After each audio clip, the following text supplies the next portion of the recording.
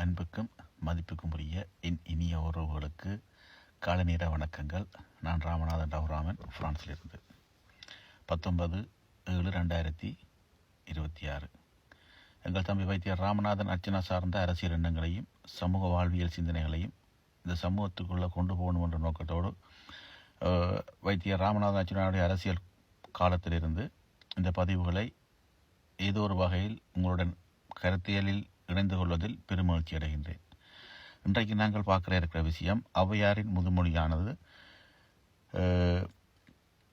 கேளாத கடனும் கெடும். அவ சொல்லியிருக்கிற விஷயம், கேளாத கடன் கெடும், கேட்கும் பொழுது உறவு கெடும். 2 குறளை சேர்த்து பார்ப்போம். கேளாத கடனும் கெடும், கேட்கும் பொழுது உறவு கெடும். ஒரு கடனை கொடுத்துட்டு அந்த கடனை நீங்கள் கேட்காமல் விட்டீங்கன்னு சொன்னால் அது உங்களுக்கு இல்லாமலே போய்விடும். அப்படி நீங்கள் அந்த கடன் ஒன்றை கொடுத்துட்டு அந்த கடனை கேட்க போனீங்கன்னு சொன்னால் உங்களோட உறவு கெடும். கேளாத கடனும் கெடும், கேட்கும் பொழுது உறவு கெடும்.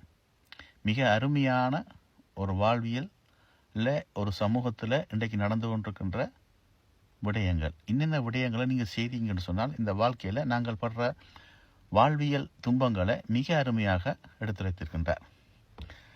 நன்றி.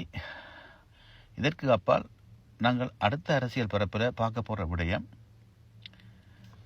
ஒரு நாட்டினுடைய ஊழல், அந்த நாட்டினுடைய சட்டவிரோத செயற்பாடுகள், இவற்றை யார்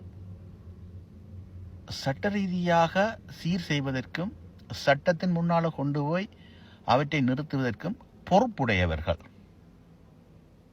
ஒரு அரசு, இன்றைக்கு இருக்கிற தேசிய அரசாங்கம், அது சார்ந்த அமைச்சர்கள், அது சார்ந்த பாராளுமன்ற உறுப்பினர்களுக்கு இந்த இலங்கை என்ற ஒரு நாட்டை ஊழல்களற்ற, முறைகேடற்ற, சட்ட வரைவுகளோடு சேர்ந்த விடயங்களை, சட்ட மீறல்களை தண்டிப்பதற்கும் அவை சார்ந்த நடவடிக்கை எடுப்பதற்கும் பொறுப்பு யாருக்கு இருக்குன்னு சொன்னால், சட்டம் அந்த பொறுப்பை யாரிடம் கையெழுத்திருக்குன்னு சொன்னால் இந்த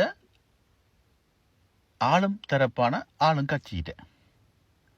அப்போ இன்றைக்கு ஒரு அபிவிருத்தி குழு கூட்டத்தில் வைத்தியர் ராமநாதன் அர்ச்சனா அவர்கள் இந்த கேள்விகளை கேட்டிருக்கக்கூடாது. இந்த கேள்விகளை உரிய முறைப்படி, குறிப்பாக குற்றப்புலனாய்வு திணைக்களங்களிலும் பாராளுமன்றங்களிலும், இதற்கு அப்பால் ஊழல் சார்ந்த இடங்களில் முறைப்பாடுகள் கொடுக்கறதுக்கு வகுக்கப்பட்டிருக்கிற சட்ட ரீதியான இடங்களை முறைப்பாட்டை செய்ய வேண்டும் என்ற ஒரு கருத்தியலை எங்கள் அமைச்சர் சந்திரசேகர் முறையற்று, முறைகேடாக ஒரு சமூகத்துக்கு தகவல் ஒன்றை வழங்கியிருக்கின்றார். அதனை சில ஊடகவியலாளர்கள் அல்லது இன்றைக்கு எங்களை போன்று இந்த சமூகத்துக்கு நல்ல கருத்து சொல்ல வருகின்றோம் என்ற சிந்தனை கொண்ட ஒரு சிலர் அந்த விடயத்தை ஆதரிப்பதும், அந்த விடயம்தான் சரியானது என்று தங்களது முகநூல்களிலோ தங்களது ஊடகங்களிலோ வெளியிடுவதும் மிகவும் வேதனைக்குரிய விஷயமாக பார்க்கப்படுகின்றது. அப்ப இன்றைக்கு வடக்கில் இருக்கின்ற அந்த 4 பாராளுமன்ற உறுப்பினர்களும் இன்றைக்கு அரசாங்கம் இந்த 2 வருடத்துக்குள்ள அவர்களுக்கு இந்த பொதுமக்களால் இந்த சமூகத்தில் நடக்கின்ற முறைகேடான ஊழல் நிறைந்த எந்த ஒரு முறைப்பாடும் கிடைக்கப்படவில்லையா? அது வைத்தியசாலையாக இருக்கட்டும், ஏனைய நிர்வாகங்களாக இருக்கட்டும், கமக்கார அமைப்புகள் சார்ந்ததாக இருக்கட்டும், அரசு அதிகாரிகள் சார்ந்ததாக இருக்கட்டும், இந்த 4 பாராளுமன்ற உறுப்பினர்களும், குறிப்பாக அமைச்சர் சந்திரசேகர் அவர்களும் எந்த விதமான ஊழல்கள் சார்ந்த எந்த ஒரு நடவடிக்கையையும் முறைப்படி இந்த சமூகத்துக்கு முன்னால் இன்றைய வரைக்கும் வெளிப்படுத்தியதும் கிடையாது. அவை தொடர்பான முறைப்பாடுகள் பாதிக்கப்பட்ட மக்கள் தங்களுக்கு தந்திருக்கின்றார்கள். அந்த முறைப்பாடுகளை நாங்கள் உரிய முறைப்படி நடவடிக்கை எடுத்திருக்கின்றோம் என்ற ஒரு தகவல் இந்த சமூகத்துக்கு சொன்னதும் கிடையாது. அப்படி என்று சொன்னால் இன்றைக்கு இலங்கை என்ற நாட்டில் வடக்கில் எந்த ஒரு ஊழல்களும் இல்லாமல் ஒரு சிறந்த நிர்வாக கட்டமைப்பு இடம்பெற்று கொண்டிருக்கின்றதா? அப்ப ஒரு சமூகத்தில் வாழ்கின்ற மக்கள் இன்றைக்கு எதிர்கட்சியில் இருக்கின்ற சாதாரணமாக ஒரு தனித்துவமான ஒரு பாராளுமன்ற உறுப்பினராக இருக்கின்ற வைத்தியர் ராமநாதன் அர்ச்சனாவிடம் இந்த ஆதாரங்களையும் ஆவணங்களையும் சாட்சியங்களையும் சமர்ப்பிப்பதற்கான காரணம் என்ன? இவற்றை வைத்தியர் ராமநாதன் அர்ச்சனா கொன்றே திணைக்களங்களில் முறைப்பாடு செய்யணும் என்று சொன்னால் அந்த முறைப்பாட்டை விசாரிக்கிறதுக்கான அதிகாரத்தையும் அதை ஒழுங்குபடுத்துகிற நிர்வாக அதிகாரமும் யாரிடம் இருக்கின்றது? அப்ப இங்கேதான் கேள்வி வருகின்றது. வைத்தியர் ராமநாதன் அர்ச்சுனா அவர்கள் எதிர்காலத்தில் அதிகாரம் மிக்க ஒரு பொறுப்பில் இருந்தால் இவற்றை எவ்வாறு செய்து முடிப்பார் என்பதை நீங்க மிகவும் தெளிவாக சீர்தூக்கி பார்க்க வேண்டும். நான் ஒரு விடயத்தை மிக தெளிவாகவும் இந்த சமூகத்தோடு கதைக்க வேண்டும் என்று ஆசைப்படுகின்றேன்.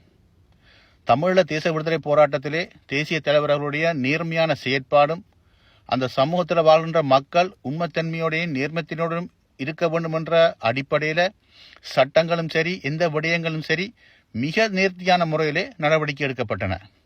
அது தமிழீழ விடுதலை புலிகள் சார்ந்ததாக இருக்கட்டும், அதில் இருக்கின்ற 6 துறை சார்ந்ததாக இருக்கட்டும், எந்த துறை சார்ந்த எந்த போராளிகள் சார்ந்த எந்த பொதுமக்கள் சார்ந்த முறைப்பாடுகளும் தேசிய தலைவருக்கோ அவரது தளபதிகளுக்கோ அவர்களால் உருவாக்கப்பட்ட நிர்வாக கட்டமைப்புகளுக்கோ சரியான முறைப்பாடுகள் கிடைக்கப்படுகின்ற சந்தர்ப்பத்தில் அந்த முறைப்பாடுகள் அனைத்தும் மிக தெளிவாக நம்பிக்கைத்தன்மையோட நேர்மைத்தன்மையோட நடவடிக்கை எடுக்கப்பட்டது. ஆனால் இங்கே இந்த 2 வருடத்தில், அதுவும் குறிப்பாக யாழ்ப்பாணம் போதான வைத்தியசாலையில் பாரிய ஊழல்கள் இருக்கிறது என்ற முறைப்பாடுகள், அது சார்ந்த ஆவணங்கள் எல்லாம் இருந்தும் தெரிஞ்சும் இந்த அரசாங்கம் எதுவுமே செய்யவில்லை. வைத்தியர் ராமநாதன் அர்ச்சுனாவை நீங்கள் யாருமே மாற்ற முயற்சி செய்யாதீர்கள். நீங்கள் மாற்ற வேண்டியது, கேள்வி கேட்க வேண்டியது, எவ்வளவோ தவறுகள் இந்த சமூகத்தில் நடக்கின்றது. அந்த தவறுகளுக்கு இன்றைக்கு இருக்கின்ற அரசாங்க அதிகாரிகளும் சரி, அதாவது ஆட்சியில் இருக்கின்ற பாராளுமன்ற உறுப்பினர்களும் சரி எந்த நடவடிக்கையும் எடுத்தது கிடையாது.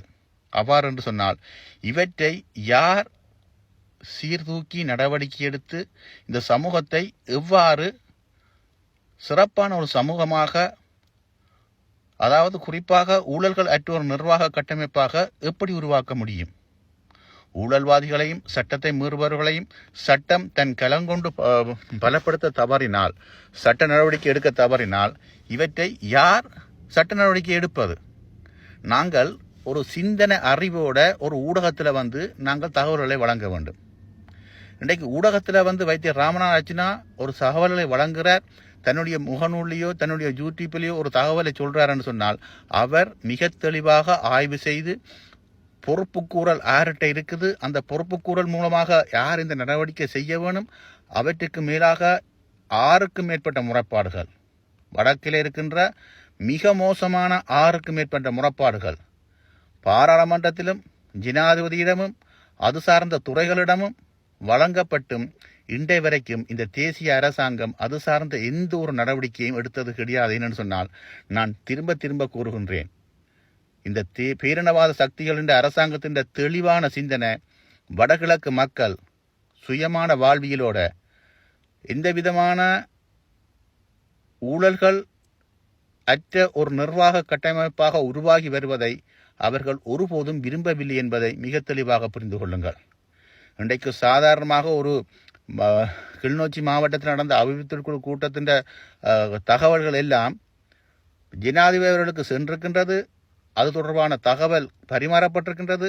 ஆனால் அங்கே எந்த உண்மைத்தன்மைகள் சொல்லப்பட்டது என்பதை நாங்கள் அறிந்து கொள்ள முடியவில்லை. எனவே இந்த பொறுப்பு, இந்த சமூகத்தை சீர் செய்ய வேண்டிய பொறுப்பு முறையற்ற, வடிவாக கேட்டுக்கொள்ளுங்க, முறையற்ற ஒழுக்கமற்ற அரசு அதிகாரிகளையும் ஊழல் செய்தவர்களையும் சட்டத்துக்கு முன்னால் கொண்டு போய் நிறுத்த வேண்டிய பொறுப்பு அமைச்சர்களுக்கும், அதுவும் குறிப்பாக சந்திரசேகருக்கும் அவர் சார்ந்த பாராளுமன்ற உறுப்பினர்களுக்கும் தான் இருக்க ஒழிய வைத்தியர் ராமநாதன் அர்ச்சுனா என்பவர் தகவல்களைத்தான் தர முடியும் ஒழிய, சான்றுகளைத்தான் தர முடியும் ஒழிய அவர் ஆளுங்கட்சியினுடைய அதிகாரம் மிக்க ஒரு பாராளுமன்ற உறுப்பினர் இல்லை என்பதை நீங்கள் மிக தெளிவாக புரிந்து கொள்ள வேண்டும்.